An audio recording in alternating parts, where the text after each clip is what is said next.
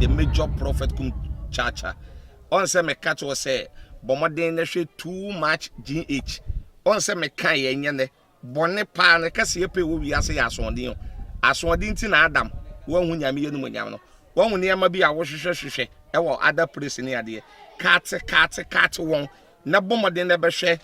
too much GH be hwe na subscribe bomoden o be hwe pe na wa ye subscribe o subscribe subscribe na subscribe na o subscribe a na wo benya ne ma papa a wo pe ahwe nyame hira na ura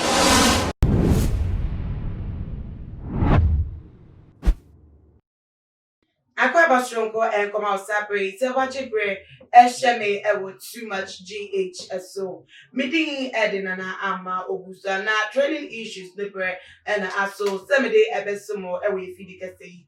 So now, Wabana with him in Quadi and Rema Sumunity and them. Yako and some no as soon. Open the power da.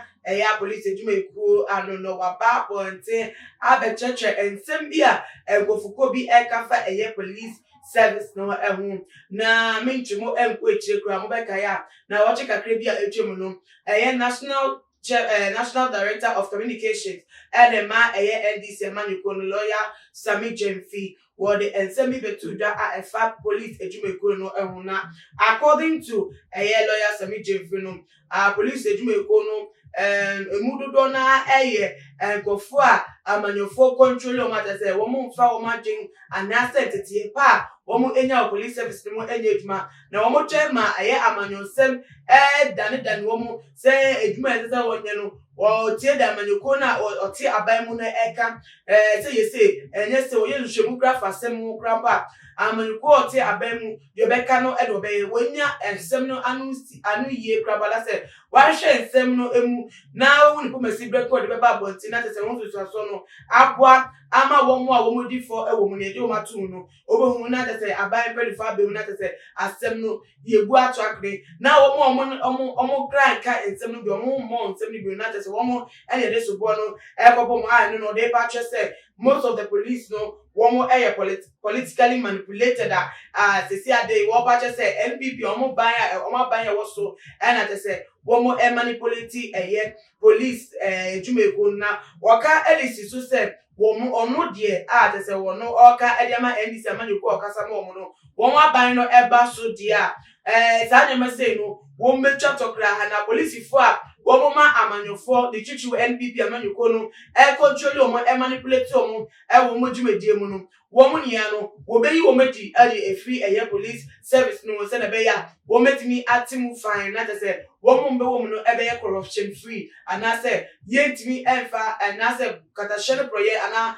aban mu nkofo entimi control o mo wo se no wo mo ensifa enye wo mo ejuma now this same way etu dan wo mo say wo sha say no de to de wie no Ghana for ebebre na kaseti say adenti and workers asem na say ade wo ba be mu no benya tumi a wo mutumi no obi akọ ni training na ya fa no police service no to betimi jane 2 minutes so yi na di fi police service just because say ohun ni say police for na say wo mo police adwuma eko no no wo be politically manipulated no ani na so betimi yi o media na say Ghana for kaseti na so both NDC party na wo mo chairman no o say wo mo flag bearer o say wo no emu communication director so mo ba bonti betwe say dey wo ma nye bida asem na eda was still na record say wo mo editu dam na no ene dey IGP police penipa and di edem Mr.Oppong Boanuh enya konya chese wokobo ensem no eso efa di lawyer Sami Jemfi kafa police system no na won oka ensem no de to just say asem na Sami Jemfi ehegu fom no ono de tintin ni tia wo mu de obeka ne say asem no brutum fulmen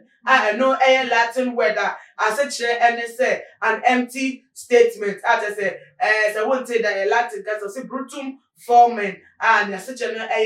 empty statement now waka edit one no chire mu say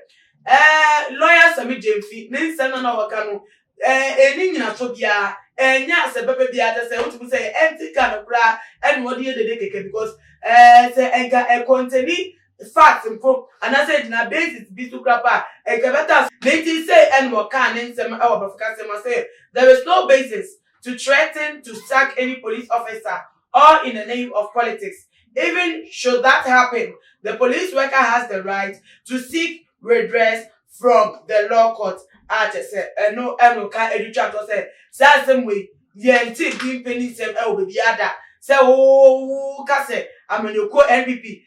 controlling and as one manipulate a police for nti wo ba wa be mu no o be pa mo sa police for no e dey fi wo madwumadie mu na da bi wo na wo yi wo mo say wo be ye adwuma and I say police na say wo ka go si asem for me so say mo aban ba so a mo na mo yi a police for a mo pe e dey ashes a position na say mo aso o ka ne say na mo aso o ka wa say mo so mo be manipulative because say wo do to me awo and wo dina so e dey yi obi aba na dwuma and say one obey orders edwuma no onye no say osifa say osifa ye no wow understand man no and obey so e dey edwuma ti say no kra no ye hwe ni krapa e twa no twa no kra e sabe si ye wo no lawyer Sami Jemfi e subiem na ni niam no Ghana for ete IGP do edwuma say mo say adokwasem wakata ye pa because police system no enya aban e na yi wo mo do say aban e na ma akonya ne say ye fe bi embebre mu no man so enya aban e na yi wo mo e na enya party card e na ye call police mu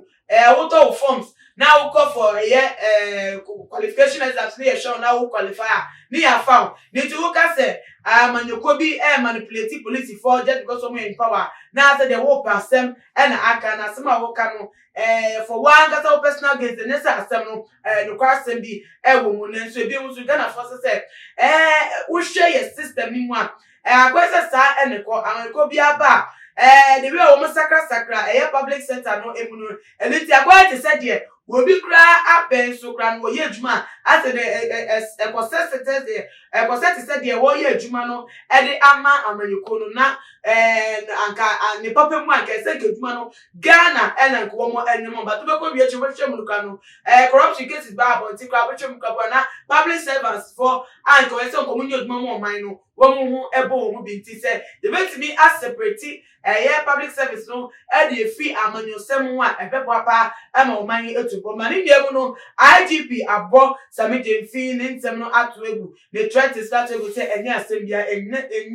enna so papa bia empty statement enunti Ghana for mayefa enye asem me di besi ha me di esi no me so me catch up say wo so dream tre fine say me me di besu IGP every action di abetu da no ubetimi e di asomye e we comment section na ebiem so apomodin follow ye Instagram and your Twitter handles at too much GH_. Facebook also you want and then too much GH. Nana ama owuswa enemy din subscribe it. Someone subscribe ya. Never mind share video with Makramo.